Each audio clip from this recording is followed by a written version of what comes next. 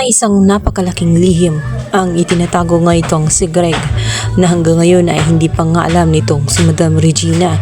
Subalit unti-unti na nga itong nagpapahiwatig itong si Greg tungkol nga sa katauhan nga nitong si Edward. Kaya naman pala kahit anong gawin ni Edward ay hindi talaga siya magustuhan at magawang mahalin nga nitong si Greg ay dahil sa katotohanan hindi naman pala talaga siya totoong anak. Ikinagulat noon ni Madam Regina kung bakit ginawa nga nitong si Greg kung saan itinanggal nga siya sa will ang pangalan ni Edward.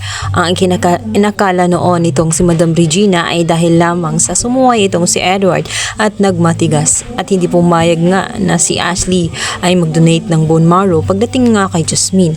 Ayon kay Madam Regina ay hindi ito pagsuway bilang ama sa kanya kundi pagtutol lamang, pagpaprotekta lamang sa kanyang anak na si Ashley. Bagay na tinututulan ay kinagalit ng husto nga nitong si Greg.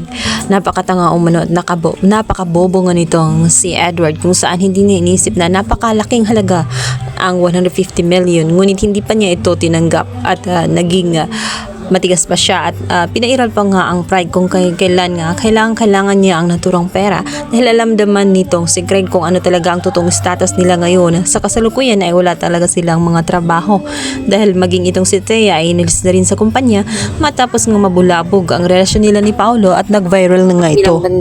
Habang tuluyang lumalayo ang loob nga nitong si Edward dahil nga punong-puno na siya ng sama ng loob. Hindi kasi niya minsan maramdaman ang pagmamahal nga ng isang ama pagdating nga kay Greg. At pakiramdam niya ay napaka-unfair nito at laging si Paolo lamang ang napakabuti sa kanyang mga mata. Kaya naman hindi maiwasang magtampo at magdamdam nga nitong si Edward dahil sa pinapakita rin ni Greg. Samantala, namumuo naman ang isang napakagandang samahan pagdating nga kay Aldrin at nitong kay Madam Regina. Ikinatuwa niya na hanggang ngayon ay patuloy na naging mabait dito sa kanya at nakikinig sa kanyang mga kwento na tela ba isang anak. Ang hindi alam ni Madam Regina ay sadyang anak niya ang naturang lalaking si Aldrin dahil nga sa pinagpalit nga ang kanyang anak na ito ngang si Edward. Walang kamalay-malay itong si Madam Regina na may namumuong plano nga itong si Aldrin sapagkat balak nitong magiganti pagdating kay Greg. Nais nitong pumasok muli sa mansyon nang sa ganun ay magamit ang kanyang karapatan